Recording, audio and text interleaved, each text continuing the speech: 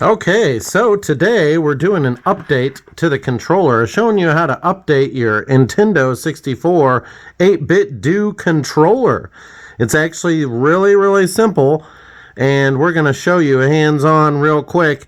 You're going to use the cable that it came with here, and you're obviously going to be going to their official website here that's, it says 8-bit but I'm going to cut this real simple. So the best way to do this, and really the only way, is using the computer. I know that somebody probably had a video showing how they use their phone to do it, but we're not doing that crazy stuff.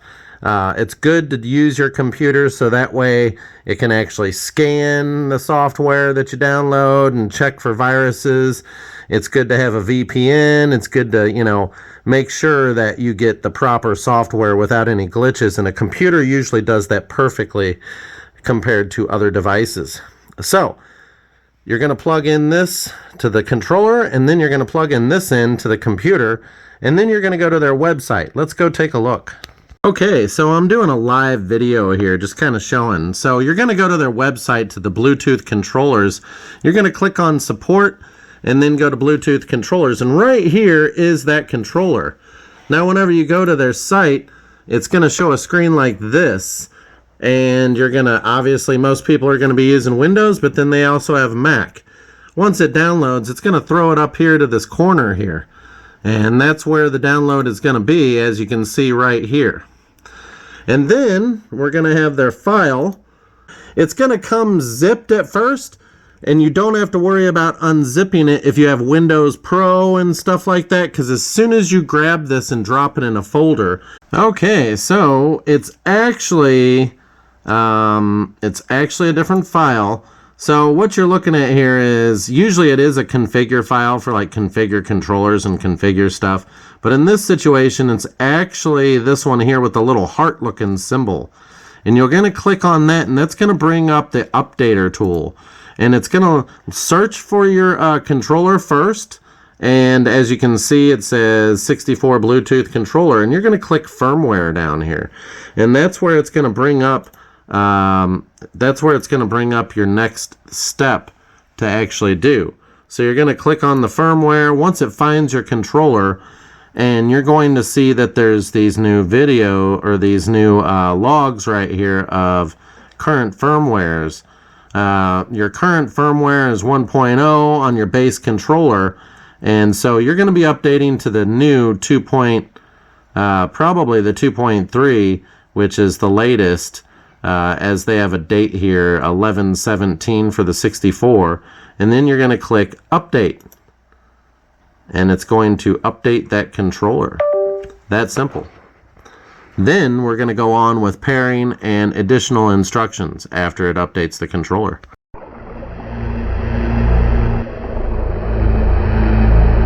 Okay, so now that the controller has been updated to the new version, this needs to be in direct mode for D at the back end of this. So keep that in mind.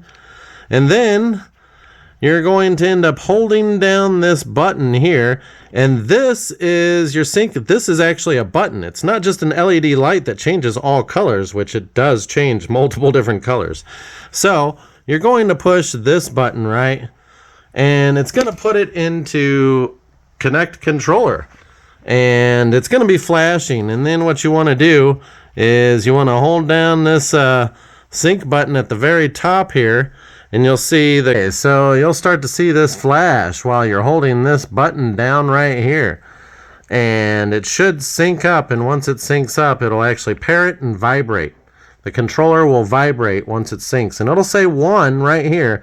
So I tried to make this real simple, and as you can see, it's listed as 1 right there. So like I said, it's real simple. You just push that button and it'll start flashing.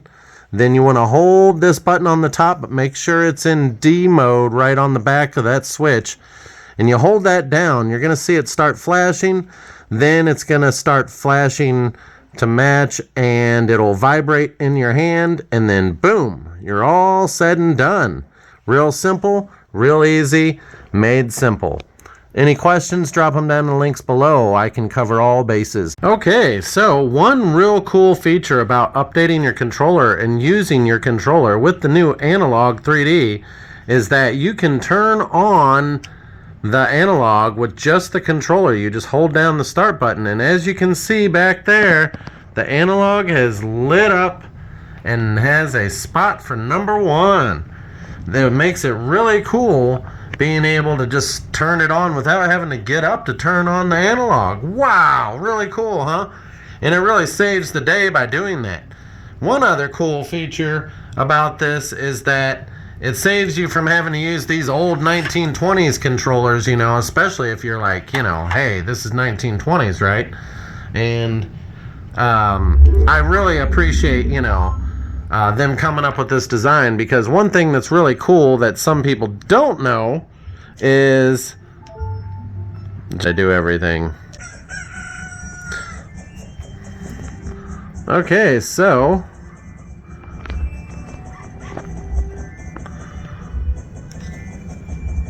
one cool feature is that you can take this controller and push this little thing that looks like a heart-shaped thing right there. Do you see it? It's right here on this far side here. All you have to do is hit that button, and it brings up the display and information to quickly change the way you want the display to look. Like I said, that's really one of the best ones is, you know, you put it on, you know, the Lanacos and the Modern and the Very Soft, and then you can put it on Integra Plus, or you can go back down. Sometimes it doesn't want to go all the way back down. I'm still trying to figure out what's going on with that. You can put it to fill and all the stuff there, and that's usually like the best picture you can do. So it's really cool because it brings up, pushing that little heart button, it brings everything up to where you can actually see all the display and all the stuff, so you can mess with the display at the same time.